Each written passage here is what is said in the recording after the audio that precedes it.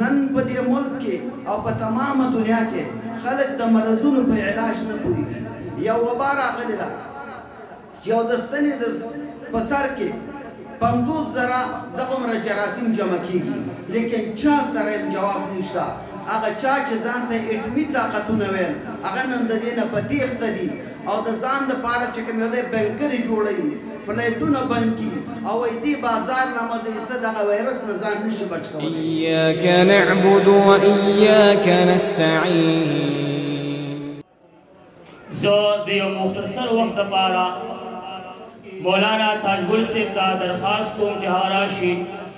او یو 10 منټه تاسو ته مخاطب شي. مولانا محمد تاجګل صاحب. الحمد لله وكفى والصلاة والسلام على من لا نبي بعده. أما بعد فأعوذ بالله من الشيطان الرجيم. بسم الله الرحمن الرحيم.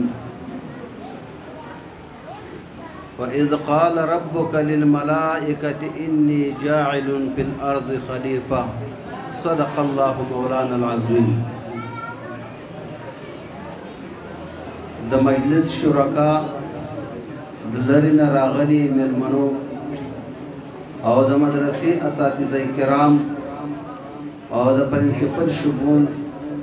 ټولو محترمو معززینو ته سلام پیش کوم. السلام علیکم ورحمة الله وبرکاته. د سلام نه بعد عزتمندو دا مجلس چونکې یو مبارک مجلس دی ځکه چې دا د قرآن د عظمت دپاره د عظمت قرآن او دارنګې چې کوم یو دی د قراو د حوصله افزایۍ دپاره منعقد شوی دی. مجلس ځکه اوچت مجلس دی چې په دې مجلس کې هغه قرا او هغه شاګردان چې د قرآن عظیم الشان ختمونه یې کړي دي او دارنګې هغه په ناظره یا په حفظ ختم کړی دی، نو د هغې دپاره موږ ټول تاسو او موږ راجمع شوي یو او هغې ته مبارکي او تسلي به وړاندې کوو او د دې اجر به د الله رب العزت نه ګڼو. عزتمندو مسلمانانو، نن چې موږ د کوم کتاب د عظمت دپاره راجمع شوي یو دا دومره عظیم کتاب و چې دا کتاب په کومه ځمکه کې نازل شوی دی هغه ځمکه د مکې مکرمې ده، هغه په ټولو ځمکو کې بهترینه ځمکه ده. دا قرآن چې کوم ملائک د اسمان نه په محمد رسول الله صلی الله علیه وسلم باندې راوړی دی،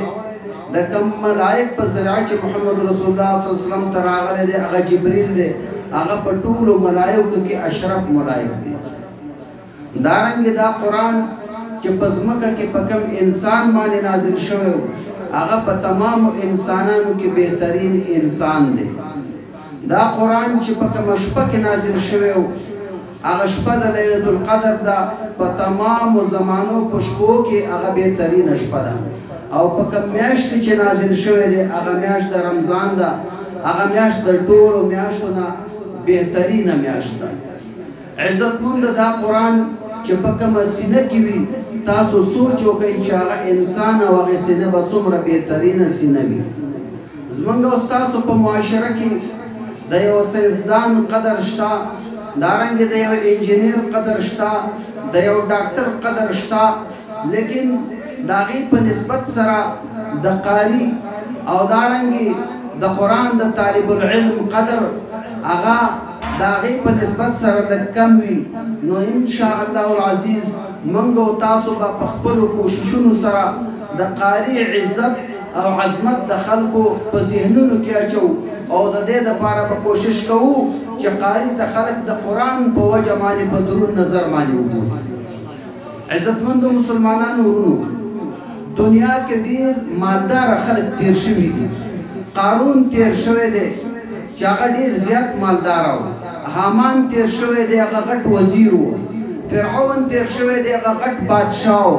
او دارنګې په دنیا کې ښایسته او حسین خلک هم تیر شوي دي، خو لیکن چا سره چې د آسماني دین حصه نشته هغه دومره عزتمن نه دی.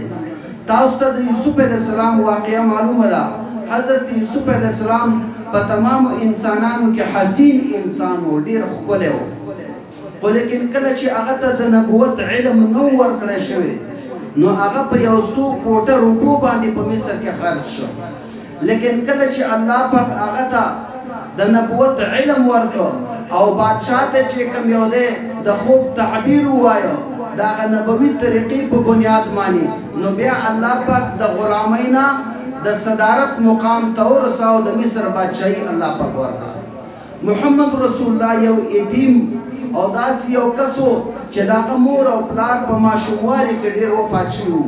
لیکن کله چې الله پاک هغه ته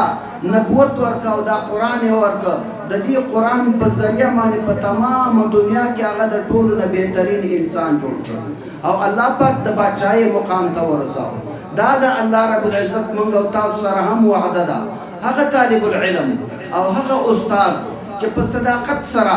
د قرآن خدمت وکړي او دارنګې چې کوم یو دی د قرآن اشاعت وکړي بل ته ورسوي د قرآن درسونه عام کړي الله رب العزت به هغه ته څه ورکوي عزت به ورته ورکوي او د الله په نیز باندې هغه عزتمند شخص دی عزتمندو مسلمانانو ورونو دا انسان مشینري الله پیدا کړې ده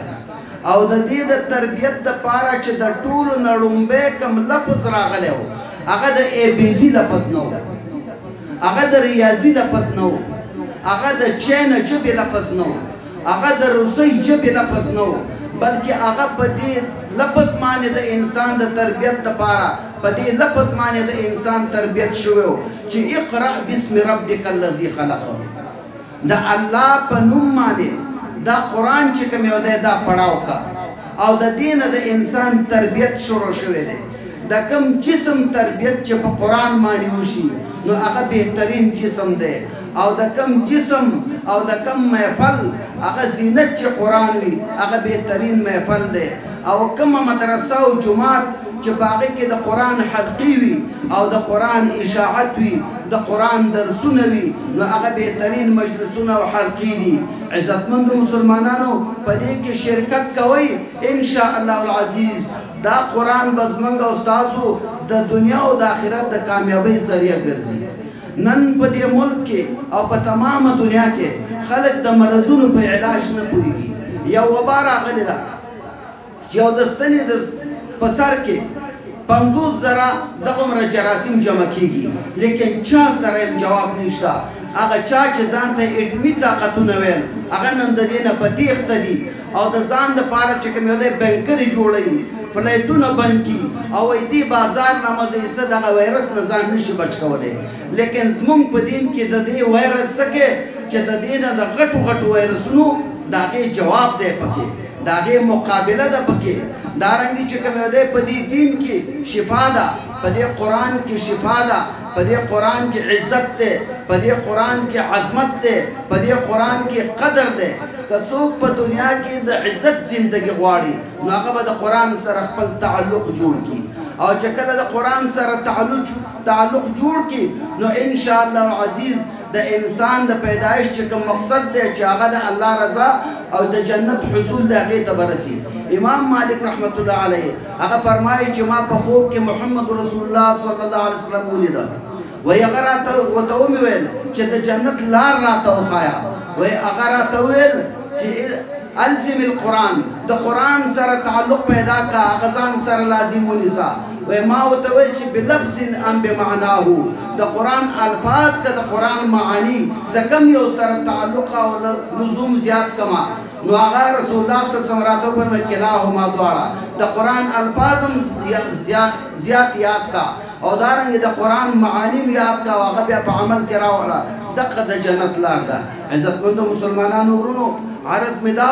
وخت مختصر دی خو که موږ او تاسو د کامیابۍ په بنیاد باندې کوم ځای ته ځو نو هغه دقه د قرآن حلقې دي د قرآن والا دي د دوی سره ځان لازم ونیسئ د دوی نه قرآن زده کوئ دوی ته خپل ماشومان راولئ دارنګې په دوی باندې خرچي وکئ دوی له وخت ورکئ او دوی له خپل زړونه ورکئ او تا چې کله قرآن طرف ته میلان پیدا کر نو اللہ رب العزت بتاتا ہدایت کئی اللہ قرآن کے وئی والذین جاہدوا فینا لنہدینہم سبلنا څوک چې زما دین طرف ته میلان پیدا کی او دې طرف ته کوږ شي ضرور به زه دې ته څه کومه هدایت به ورته کوم هغه سیده لار به ورته ښیم چې کوم کامیابۍ ته رسېدلې ده کم منزل مقصود ته رسېدلې ده الله رب العزت دې زمونږ او ستاسو په زندګۍ کې د قرآن قانون د قرآن عمل او دارنګه زمونږ او ستاسو په ژبه دې الله د قرآن الفاظ جاری کړي واخر دعوانا ان الحمد لله رب العالمین